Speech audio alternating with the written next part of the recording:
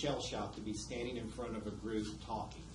I would want to be sitting in the back row somewhere. So, how things change with age.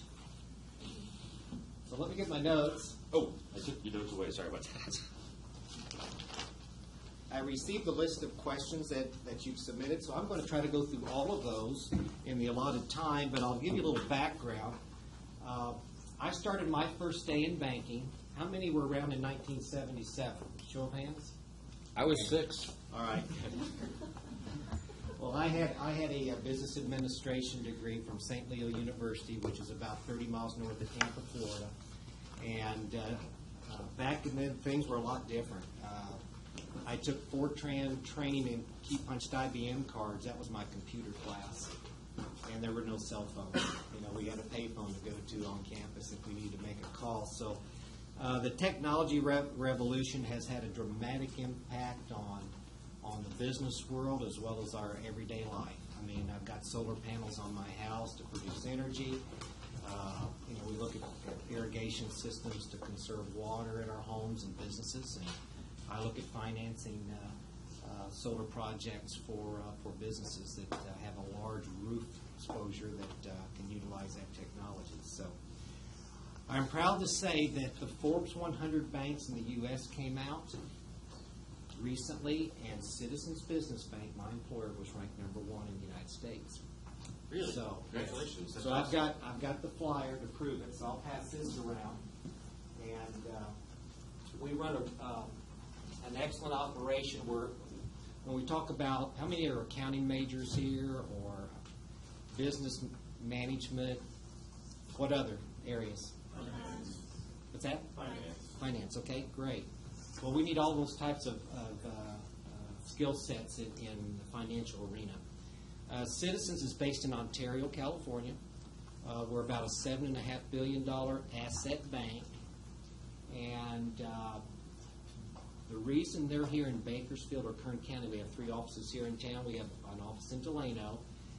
Furthest offices north is Madera, Fresno, and then some in Tulare County or Visalia, in the community of Tulare.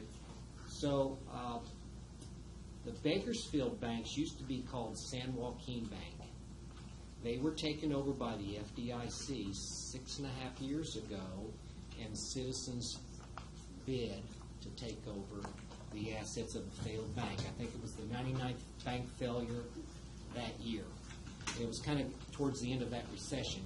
At the time that was going on, I was a manager for Rabobank, and I had 2 branches that I had been managers of. The Stockdale office across from In-N-Out Burger, and the other office was at Gosford in White Lane. So prior to that, I was an economic developer in Kern County. So I operated the energy cluster, oil and gas, and the renewables, wind and solar, and hydro, geothermal. So that was an interesting piece of my resume of getting to know a lot of business owners throughout Kern County. I put on the first renewable energy summit in Kern County in the fall of 2007, and then I went back to banking beginning of 2008. I was with Rabo about 3 years, and then Citizens recruited me to come help them with the portfolio. I'm a portfolio manager, so I worked with a lot of loans that were struggling from the recession, all different industries. Some of it home builders, construction. Some of it was involved with support services for the construction industry. Right now, I think Kern County is going through a little mini recession because of the oil and gas industry. Any of you have family members in oil and gas? Okay, so we're seeing what's happening with the layoffs in that industry, and especially the suppliers to the larger companies, the Aras, the Chevrons, and it's a tough time out there in that industry. On the ag cluster, which is another major cluster here in Kern County, water, the availability of water resources for crops. We saw a lot of almond trees that were uprooted, and the forecast, we sure need that El Nino rain and snowpack in the Sierras. Not just us, but the entire Central Valley. So that's kind of my background. I was, my banking again started back in '77 in Florida. I worked what they call more of a retail hometown bank called the Analyst Group, and they were based out of Tarpon Springs, Florida. I eventually was honored to cross-train. I was a teller. I worked in the loan department. I worked in the back room with the comptroller, and I eventually, at the age of 28, became a comptroller of a bank in St. Petersburg, Florida. That was part of the Ellis Group of Banks portfolio in Florida. So I had the opportunity. I was a security officer. I was involved in armed robbery problem at one of the branches. I just had a lot to do. We had a bank fire in one of the banks, burned the lobby out. You were involved in an armed robbery? I was not. Well, but I was. You weren't perpetrating it, but you No, were there. I was there, and the teller was chasing the robber down the street while he was carrying the cash drawer. And I knew him very well, and I said, "Don't ever do that again. You're risking your life. We can replace the money. We have insurance." I was involved when there was a bank fraud that came up at the office, and I was comptroller, and I had to call the FBI in and have that person arrested. So I've hired people, I've fired people, so I've done a little bit of everything in the banking world. And pre-ATM days, now you can use your phone to do a lot of your banking, so there's been a lot of evolution. So I'm a portfolio manager, so I work with loans. If all of our loans were fully funded, because we have what we call lines of credit, which some cases are seasonal usage for some of the businesses, about $100 million here, just in one office in Bakersfield. And we have three other locations. So I get to see a lot of the financials. Sometimes I'm calling on the past due loan, which is very minimal. 4 years ago, I might have 8, 10, or 12 clients to call about a past due loan. And normally after 15 days, there's a late charge that kicks in, and you need to be proactive to make sure that they don't get 30 days past due, because that goes on a watch report. So we're going to check on the financial stability of those companies.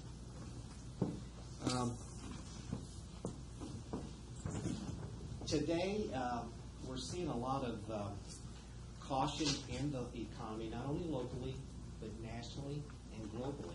I mean, gasoline prices under $2 a gallon. And then the impact on the tax revenues for the county of Kern, and plus a lot of other counties in California, and the sales tax collection on that gallon of gasoline that you pump. So there's some good news and there's some bad news. If you're buying gas and consuming, if you're an airline or you're driving 18-wheel trucks, long haul or short haul, and you use a lot of fuel, this is a good time for you, because your cost of doing business is reduced. But for those oil and gas companies, where they've got an infrastructure that they put in millions of dollars for these wells, and to keep them going may cost more than the current barrel of that oil. So what do? North Dakota's faced with this, Texas is faced with it, Oklahoma. So there's pockets in the U.S. that's having that negative impact, but there's a lot of them that are having a positive impact. So when I'm out and about with groups of business owners, we talk about these things. We may be there having a coffee at Starbucks or out for lunch, or I'll see them at a social event, and we might just chit-chat. Did you read about this in the paper, or did you hear about, that business aspect? So those flyers are just various organizations, and it's just not all of them, but just a few of them that I get involved with. And we talk to nonprofits. They're at the mercy of getting good donations. And I noticed, Cal State supporters. You've got some big companies here. I know Ray December, after how this building was named after, and his family. So, great banker, great career in banking, just a great resource. And I've been on a judging panel with him for the Virtual Enterprise Program for the high school students in Southern California. We just had that over at the Marriott this past month. So we try to do our portion as bank officers is that's contribute something back to our community, whether it's our time, our talent, and I'm honored to be here today to be able to talk to you. And treasure, whether I write a check out of my pocket or the bank makes a contribution for an organization, especially a nonprofit. That's kind of an overview. So, any general questions you want to ask before I get to your questions on specifics? Okay. No hands. I'll ask. It's a quiet group. Well, honestly, it's not just this group. It's all of them. I was the same way. I sat back here and didn't say a word. Nobody wants to be the first one to be on stage, except me. Right. And I am the one that's on stage, so it fits well that I like being a ham. I'll ask you a general question. Sure. I think it's great to just jump in on the topics, but I'm sure some of the questions were something to the effect of when you were a senior in undergrad and sitting on the other side of this.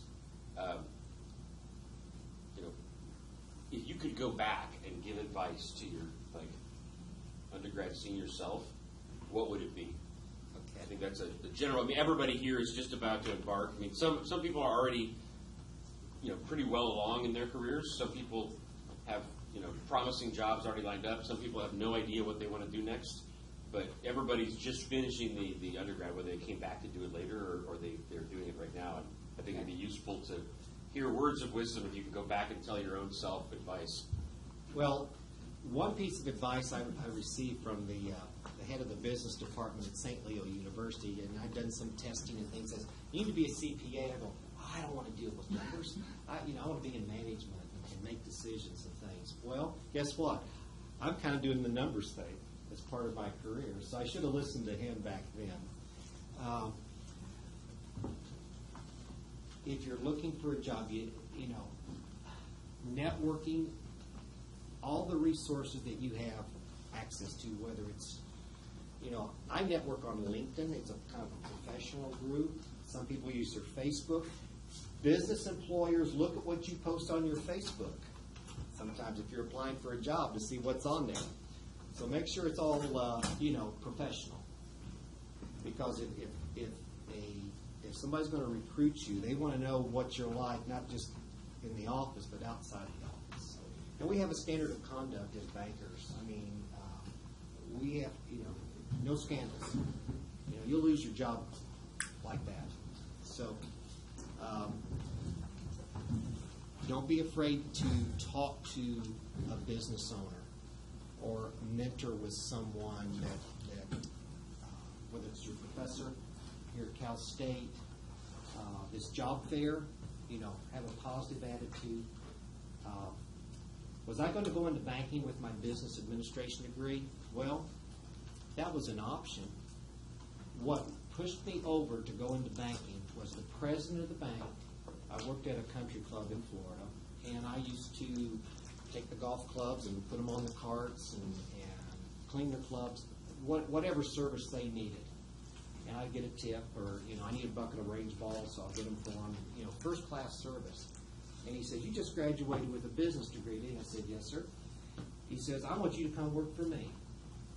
I want you to come work for the bank. We'll put you on a management training program. So I made $500 a month as a management trainee. And I did everything. Teller, loan clerk, where we had posting machines, customer service, new accounts, typing on an IBM Selectric 2 or 3 typewriter. I worked in the back room. I worked in bookkeeping. We filed checks by hand. We stuffed them in the statements once a month. We had the whole bookkeeping department. I did the daily statement of condition for the bank on a ledger machine. And that thing had to balance the assets and the liabilities and equity every day. As soon as that thing was typed up, it went to the president of the bank, the one who had asked me to come join him. So after 2 years of doing that, I transferred to St. Petersburg, Florida, and became the comptroller of the bank. And so I was really excited about that opportunity of cross-training. You may not land your first job, and I've got a son that just graduated from Cal State about a year ago, and he's still trying to figure out, he's got a double major as to where he wants to fit. And I said, don't be afraid to take that chance. Just get out there and get a job and get some experience. Learn how to interact with coworkers, supervisors, customers, whatever that job is. learn everything you can, because that makes you a better hire for someone else, because you do have experience in the real world.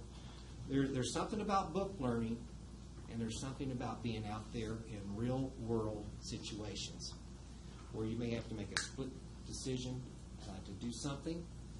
Customer service skills, whether you're answering the phone or I'm looking at each of you face to face. You're coming in. I'm coming into your environment, and you're the front desk person, and you may be looked at as a key first introduction to this business. If I get a bad result from that, it's like, I don't do business with this. Gosh, the person's sitting there texting, and they're not even acknowledging I'm standing here. And I want to buy $500,000 worth of equipment, so I guess I'll go down the street to the next dealer. So be very mindful of your environment and who you're dealing with, and be treated like you want to be treated. So, with courtesy and respect, because that's who we all like to do business with. People that give you the respect and the kindness and give you good service for your product. After the sale, you've got to do the service if you're in that type of industry. Provide good service to your clients. So don't be afraid to step out, get that job. It may not be, gosh, I'm going to be stuck my whole life doing this one job. No, that's what I'm telling my son. You need to step out of that. You've got the box here. Step out of the box and go for it. It may be working in, for, let's say, Grimway Farms doing something, and you don't want to be in the farming, or you want to go in the technology. I've got a young man coming from the East Coast that's flying in. He works for AT&T Corporate. I went to high school with his mom, and they said, and my brother says, hey, he's coming to Bakersfield for 3 or 4 days to meet his clients. I said, great. We're going to take him out for dinner, and we're going to talk. And I want to find out what he's doing. He's a young man in his mid-20s, and he's working with AT&T. So, those are the type of things that you be around people who are positive thinkers and are going to elevate you to success. Because it's hard to do it by yourself. It really is. If you want to work 60 hours a week or 70-hour-a-week jobs, and a lot of people do, a lot of business owners do that. Bankers have to do it from time to time, work long hours, because of the demands of the customers and the timing that the customer's needs are. You've got to close on this deal for this mortgage on this building so we can move in. Does that give you some ideas? And all of you should have my business card, so if you need to just chat, give me a call. If I'm busy at the time, leave your name and phone number and a brief message, and I'll return your call. Okay? And I have mentored young people throughout my banking career. Some of them have done really well back when I was in Florida. So, you've got to have some confidence in working with older people that have been there. We've gone through what I call the school of hard knocks.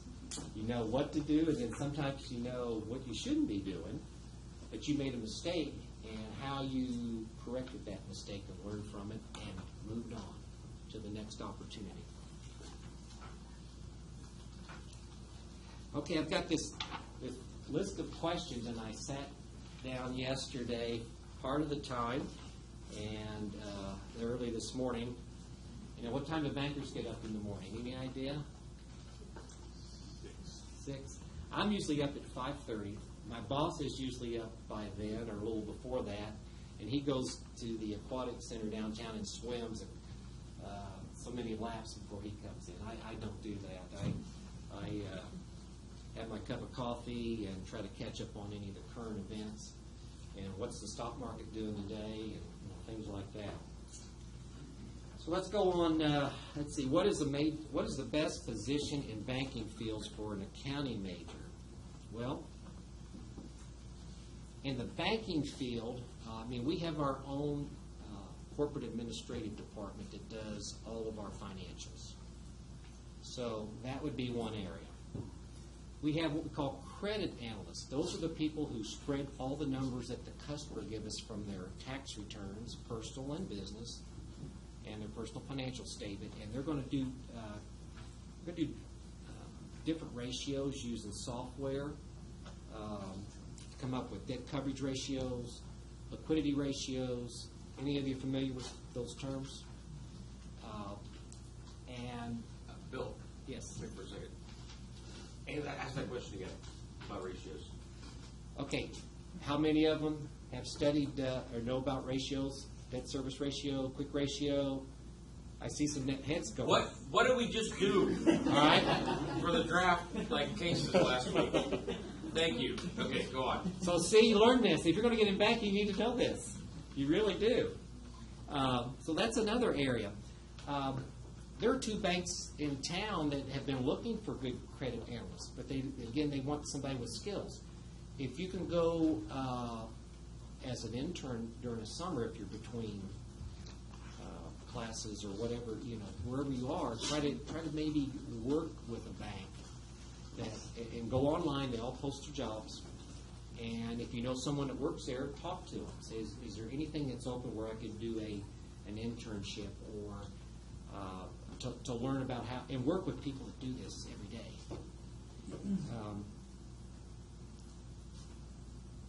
That's probably the 2 key areas for in banking.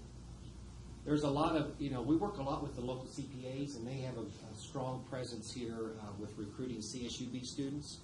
So, if you're in the accounting side, if you can work with an accountant or CPA office, maybe that's not your permanent job, but boy, what a skill set you have for private industry or bank. They all need those skill sets. Are there any limitations on your personal and or social life because of the nature of your work? Now, that's a good question. I really like that. That was Juan. You want to click? Yeah, raise your hand. Raise your hand quick. That's Juan. Good question. There's sometimes I'm assigned special projects, and I had one 2 summers ago where I took all of our paper loan files and we had to get them ready to be scanned and saved on the computer. No more paper file for the loan. It's all on the computer now. So we had to sort, make sure everything was sorted properly. The certain financials, the tax returns, and I have about 175 of those loans that took up file cabinets that would start to there and probably stop with you. 4 cabinets high. And I worked over 20 different weekends, either a Saturday or Sunday, to work that project. That was a solo project. How many hours per weekend? Anywhere between 4 to 8. Almost. So you go in for half a day on a Saturday or something? Yep. Yeah. Times 20? Times 20. So we're talking, what, 80 to 160 hours? Right. You put in an extra month of work almost if it was 160. I did, and I'm a salaried employee, so I'm not hourly. So I did get a little stipend. So, but those are the type of things that come up. Technology is really changing banking a lot. And again, we're a $7.5 billion bank. A lot of the larger banks have the resources to move into the high-tech stuff a lot quicker. We're kind of down the tier a little bit, and then you get the smaller community banks that may be $500 million to $250 million in size. The cost of doing all that can get prohibitive. So those are decisions that those banks have to make over time. So last 6 weeks I've worked half day, five weekend days, either Saturday or Sunday, just to get caught up on a lot of work. I don't have a staffer to assign things to. I'm basically, I do not do reviews for staffing. I do mentoring and coaching some to we've got a part-timer from Bakersfield College that's doing credit support, as we call it. So I'm teaching him everything I know. And there's another young man that we have as a lender, and I've kind of helped him along the way. He's been with us about 2 years, and he's a lender. So, they probe my mind because I I've done a lot of different things with different software packages. I've got probably 20 different passwords for different things that I have to do from time to time. Pull credit reports, pull a DNB, pull a UCC financing, Secretary of State to pull up information, and a numerous amount of software where I can see what's in the loan file, what I can see on the checking account, the balance, what checks are in, who they're payable to. I mean, all that. I've got the keys of the bank right here. So, and half of the combo to the vault, so I can't get you in the vault by myself. Is the banking industry, is it the best industry to start a career for a finance major? I think it's one. I wouldn't say it's the top, unless you think banking is your passion. Government. My wife works for the county, and she's she deals with the business management of the Career Service Center or America's Job Center here for Kern County. So they hire people that deal with accounting and finance from time to time. So check the County of Kern posting. A lot of baby boomers are in the retirement mode over the next 5 years. A lot of them will start retiring in April of this year, and that's because of their benefits package and all of the things that they work with the retirement center for the county. So if you're interested in county work, I'm not sure about the city of Bakersfield, but you know there could be 50 to 150 people retiring in the next 2 months, and that's been a constant cycle that I have seen because I've actually gone to the retirement seminars with my wife just to see what it's like, and the room's packed. And they're all, 55 on up in age. Some of them have peaked in their retirement plan of 30 years with the county. So, Bill, if I could Sure. interrupt for a second. I think that was Mason's question. And Mason, I'm thinking back to your professional development plan. Are you more I can't remember? Was it more investment banking focused, commercial banking focused, or corporate finance? Commercial banking. Does that answer your question, Jeff? This is the background of the question. and I will tell As you, it relates to Mason. I've got a friend of mine that works at Wells Fargo here. He's in his 30s, and he went to school up in San Francisco to train him on all the financial background that Wells needs for underwriting loans. And he now does some calling on customers that are his. But they did a very intensive training with him. And he used to be a distribution manager for Target when he started. And he decided he wanted to change his career because Target wanted to transfer him from distribution center. And he had a family, starting a family. He said, I want to stay put. So Wells was his answer. Any of the larger banks, they really, they have teams of people that get into that side of the business more so than a smaller bank. What would be your advice for those who are interested in the industry you're in? I said, seek intern opportunities and part-time work at a bank, if you can. Or see if you could talk to someone and say, could I just observe some things? But part of that is we've got confidentiality of customers' records, so it's hard to just have a general public person come in. And, if I see people coming in, I have to turn my stuff over on my desk because I'm dealing with people's identity, Social Security, date of birth, everything that somebody would do identity theft, it's right there. So we're very cautious about that. But go to... you could go to websites with the Federal Reserve or look at a bank's website and just tool around and look at the resources. Or credit union, too. We have some great credit unions here in Bakersfield, Kern County. And they work the retail side. They're dealing with the consumer loans, the car loans, and things of that nature. What is the biggest challenge you face in regards to working with all the departments at Citizens Bank? That was Brian. Where's Brian? That's a good question. The size of bank we are, we have a lot of departments. In any given moment, I can be with our treasury management people, and they deal with the remote deposit capture, where business will swipe their checks at their office. They don't even have to deposit them at the bank. To our Citizens Trust Division, which manages about $2 billion in assets in a trust, dealing with a customer with their retirement plan. I could be dealing with Citizens Financial Services, which is the leasing equipment piece. So there are a lot of people that I'm interacting with. And we're all busy. We're busy. We run a very lean operation, so there's not like if you're out on calls, you might have to wait for that person to be able to return that call to you. So the communications aspect, I like to talk to people. I'm not so much for emailing because there's too many details that you're trying to go over. I mean, sometimes I'll get an email that's 3 pages long. It's like, now I got to take the time to read it. But if I could talk to that person for a couple minutes, we could move forward as to what they need or what I need and solve that question or problem that we have.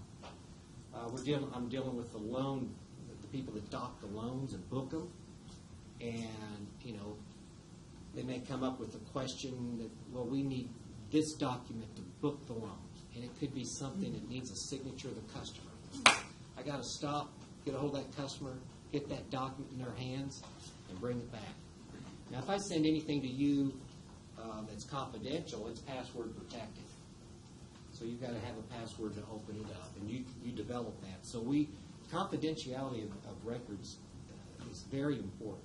So the communication, sometimes people are so busy, you're talking to them in a department, and they're doing this stuff, and I'm not sure they're focusing on what your needs are. And that happens. It may not be this device, but it could be that computer terminal that's sitting there.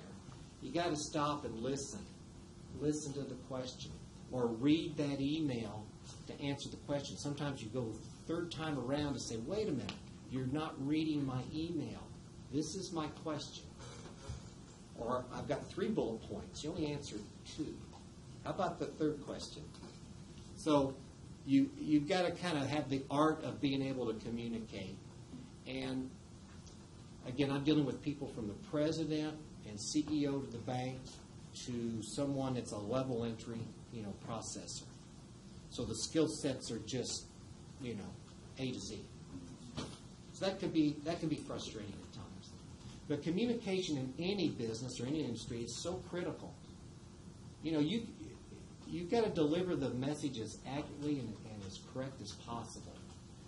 Just like financial statements. If I get a halfway put together financial statement, I can't underwrite it.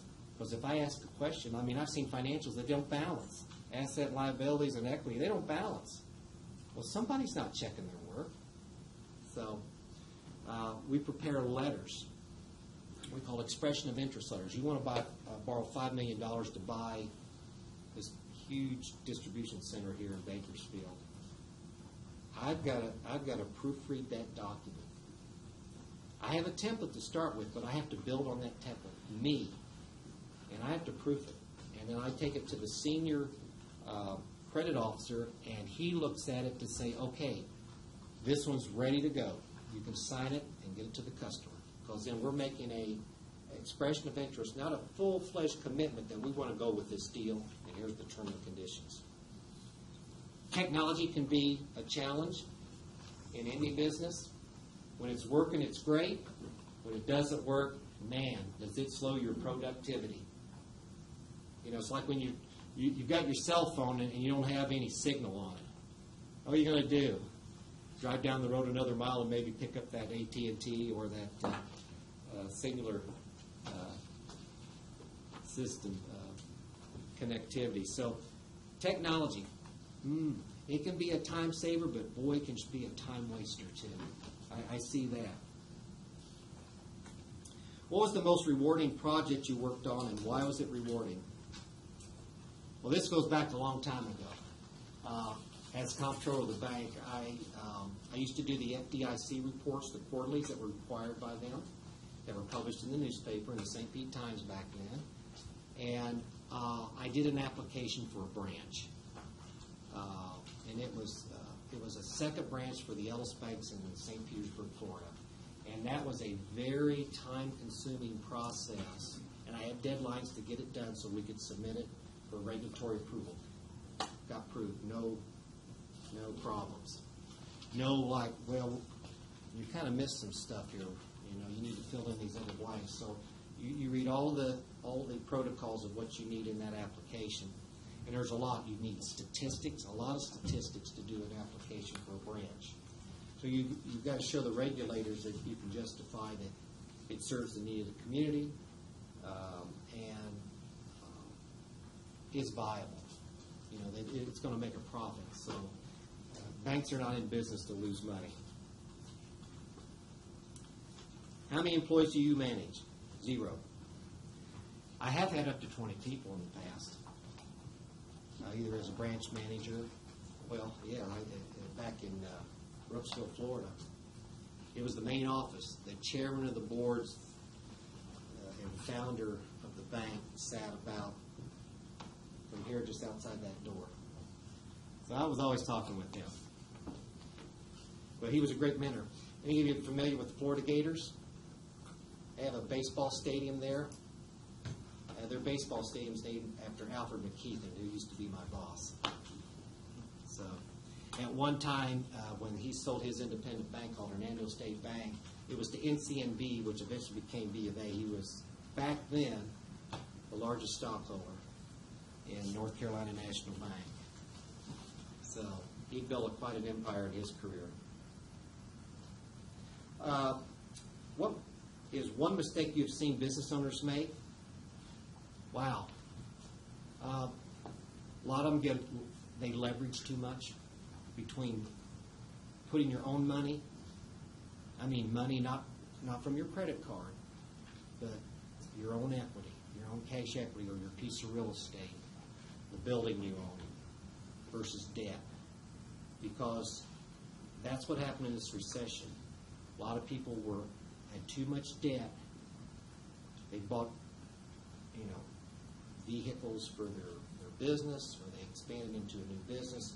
Economy went down in 2007, 8, 9, and their cash flow dropped. So they couldn't afford to pay their debts. So being over leveraged, I think, and that's true when we underwrite loans. For every dollar of debt that you have, the ratio is we'd like to see $1.25 of income to cover that debt. So you got a 25% cushion. If you get 1-to-1, all it takes is a bad couple quarters, and now you're at 75 cents to $1 in debt. Well, where are you getting the money from to pay the debt? If you don't have the reserves, then you get behind on your payments. Have you ever started your own business? I did at one time. I was in the insurance business for a while. Some of my customers way back years ago were State Farm agents. Oh, I wanted to be a State Farm agent so bad, but I could never. I went through interviews and stuff. They said, no.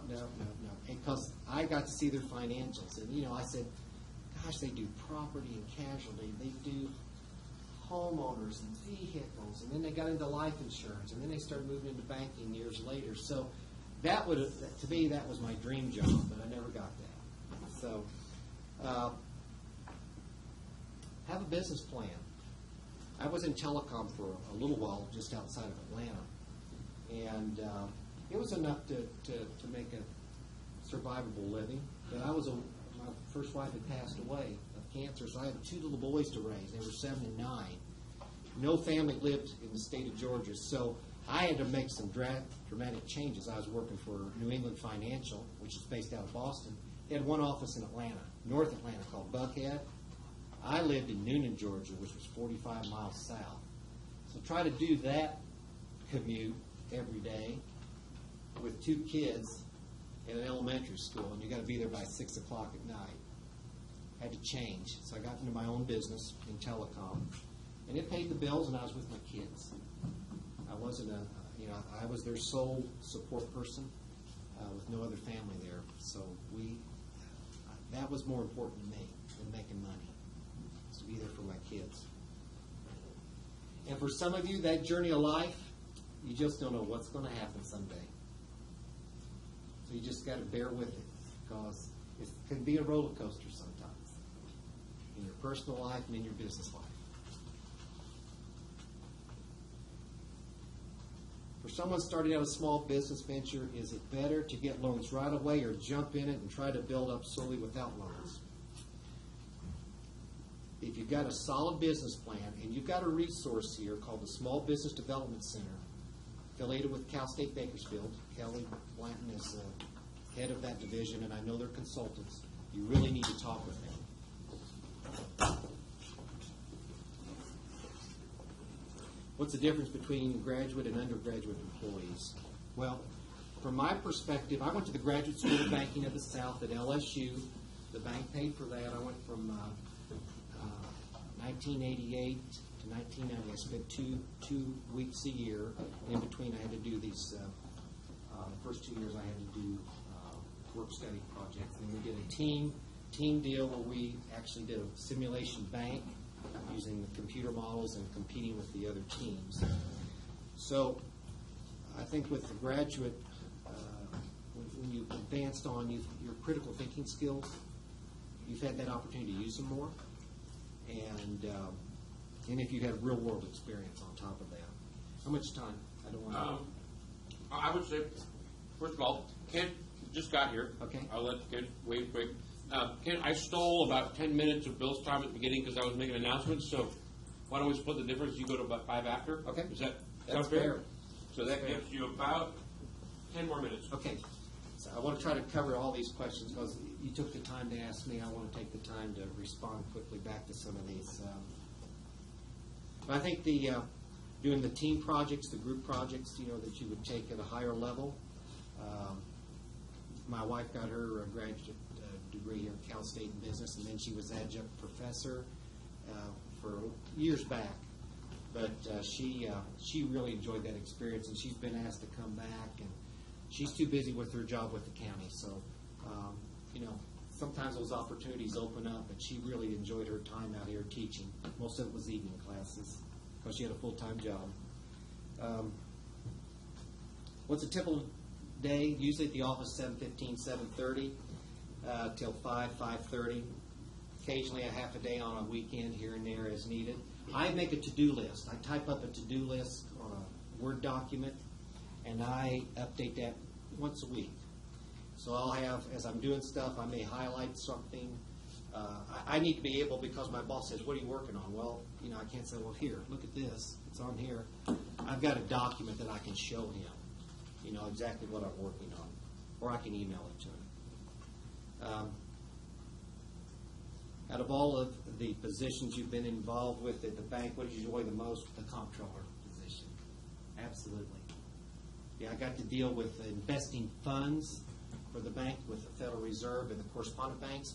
I was doing that when that interest rate was over 20% for loans, and I was making 16% daily on every piece of money I could invest overnight. And I was making the money for the bank back then. That was fun. And I would squeeze 50. They were in 50,000 increments. So I would squeeze every 50,000 amounts I could whole dollars to put into an overnight investment. And I would load that thing up as much as I could on a Friday to get 3 days of interest on it. And they paid you that Monday. You talk about 15% interest on $3-4 million.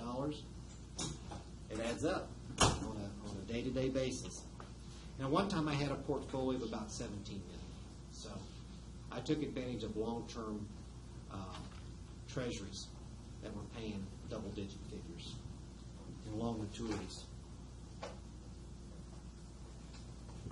What is the biggest obstacle you faced in your career, and how did you overcome it? Well, careers can change. I was comptroller. How did I lose my dream job? That's when they started consolidating banks instead of single charter banks. So the person that got the job had over 25 years experience, and I had just a few years. So they made me a branch manager. So they created a position that I could fill in and not let me go. So, it's uncontrollable what can happen sometimes. But I enjoyed that too, building a branch. What does a small business have to go through to obtain a loan? You need good financial statements. Character, capacity, I'm going to pull your credit report. I want to see you got cash flow. I may do a Google search or look at Bakersfield.com and see if you've been arrested or something like that, or negative press. I'm going to do my due diligence. If I'm going to hand you $1 million to do something with it, I want to have a good comfort level that I'm going to get paid back. It's not my money; it's the depositor's money, and we're a stock-held company, so we've got to follow, prudent lending guidelines and make prudent decisions. What's the best part of your job and career? Well, I like to help business owners. I just closed on a small SBA loan to a small business owner here in Bakersfield last week, and I'm so happy for this lady. She's a great entrepreneur, and she's been in business for a while, and I hope she has an open house one of these days downtown. So she's still doing some remodeling in the building. What is the best positions the banks have to fill economic emphasis? Well, the larger banks, the Federal Reserve, those that use economists, most of the time you'll have guest speakers of economists, and you can do some Google searches on those that come to economic development forums throughout Kern County, Kern EDC. There's another one coming up with an economist here shortly, so you can check their website. Typical day, let's see. How you balance it with your personal life? Well, you just have to have an understanding wife. Because sometimes the hours are long, and my boss has kids, and they're in activities with school, and you just have to balance it. Everybody needs a break. Everybody needs to rest, because you do your best thinking when you've had a good night's sleep, and you've been working on numbers all day or in front of a computer. What are the intrinsic benefits of working? Well, I meet great people, professionals from all walks of life, elected officials. I'm always talking with,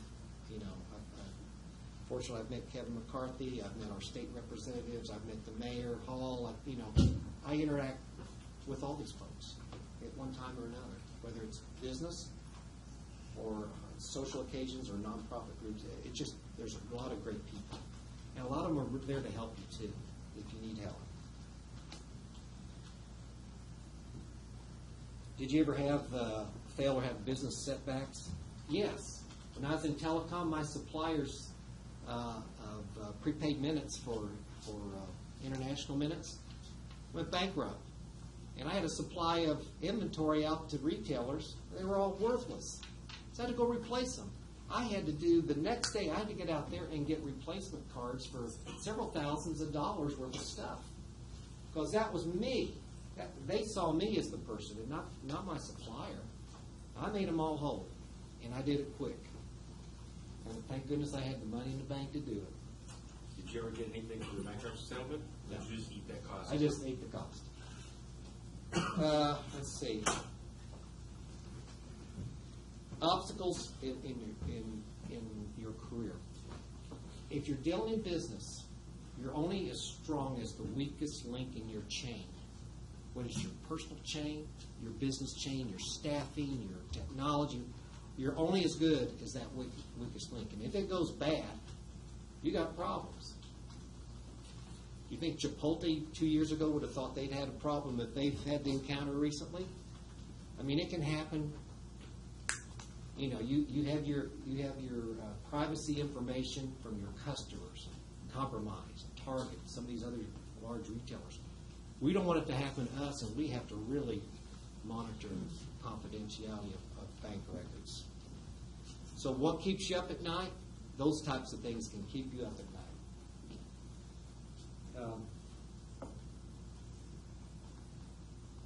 Did you always want to be in banking? No.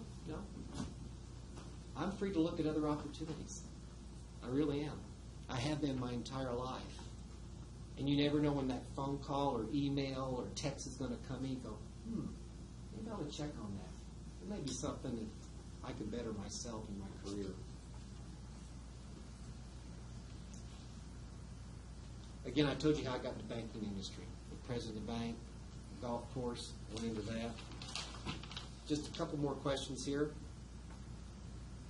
Common mistakes your clients continually make: poorly prepared personal and business financial statements. Some of the resources, I already mentioned that, Small Business Development Center, SBA.gov, resources for business plans. You know where they are. You can find them. How important is MBA? I think in some cases, in some fields, it's a requirement. You look at those job postings out there, and there will be MBA requirements. I have my graduate degree from LSU in banking. That's as far as I've gone, but I've taken continuing education classes from time to time. It's not going towards a master's per se, but it's just to keep on top of the changes. Yes, I have been a teller as part of my management training program. What's your keys to career advancement? Hard work, ethics, do things right. I know a banker that's about 5 years younger than me, and he did something wrong. He took money from a nonprofit, and the feds are on him. He lives out of state. I was shocked to read about it because I had worked at the same bank with him years ago, and it's very unfortunate for his family. We've got 3 adult children. What different types of banking have you done? Well, retail and business. I'm in a business bank right now. Retail is consumer. And you can tell the difference by just looking at the traffic in the lobby between the two, or using your mobile stuff, the retail side of banking. How hard is it to get where you are now in your career? There's plenty of competition for jobs in my industry as well as any of them that you may go into. So it's there. You just got to stay on top of your game. As I've told others, I'm not climbing the ladder probably as much as I wanted to. I wanted to climb it more 20 years, 30 years ago. Now I'm just trying to hang on the ladder and not fall off because of all the changes that are going. Regulations, technology, the way we deliver our services, all this computer software, all the new stuff, constantly having to stay up on your game. Have you always been interested in banking? Absolutely. Everybody likes to work with money. But it's been a great ride for me. I keep looking for opportunities within my own company, and I wish you all the best of success. And if you've got my business card and you just want to pick my brain sometime, if you want to meet at Starbucks or somewhere and just talk, or a phone call, I'll be glad to try to help you any way I can. So I want to see you all successful. I went to that Cal State alumni event Saturday night, and I got to see 5 people who were graduates of this university who were recognized by President Mitchell, so from the Alumni Association. You too will be part of that Alumni Association. My wife's part of it. 2 of my kids are. I'm not. I'm from St. Leo, University of Florida. So thank you very much for your time. Awesome having you here, and hope to have you back again. All right. Thank you so much. Wish I could go play golf now, but I got to go back to the office. Okay, so speech number 1 is done. Thank you very much for coming by, Bill. Handouts? My handouts, are they somewhere? Oh, you need those back? Yeah. And then our next speaker is Kent Stenderup. Kent, I'm recording this speech. Do you mind? Okay, so I'm going to, so that I can save them separately, I'm going to